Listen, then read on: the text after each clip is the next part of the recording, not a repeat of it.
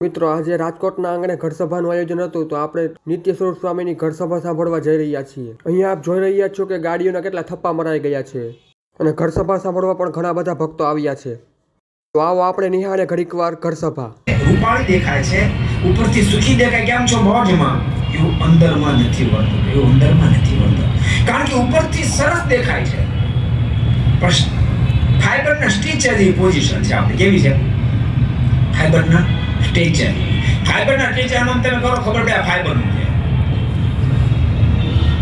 પણ બહુ સાચું કહું છું।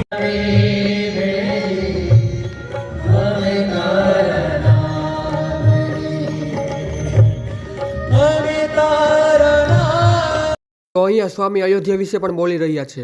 મોટી પ્રતિષ્ઠા સમારોહ છે। ભગવાનના ભક્તો આપણા ભારત વર્ષના યશસ્વી વડાપ્રધાન શ્રી નરેન્દ્રભાઈ મોદીનું પણ આ કહેણ છે। તો સ્વામીએ ખૂબ સરસ ઘરસભા કીધી અને ખૂબ સરસ માર્ગદર્શન આપ્યું। તો ભક્તો ખૂબ મજા આવી, પણ ઘરે તો જવું જ પડશે, તો ચાલો ઘરે નીકળીએ હવે। અને હા, તમારી આજુબાજુ પર કથા બેઠી હોય તો જરૂર જવું જોઈએ। આપણે પાર્ટીઓમાં તો જઈએ છીએ પણ કથામાં નથી જતા।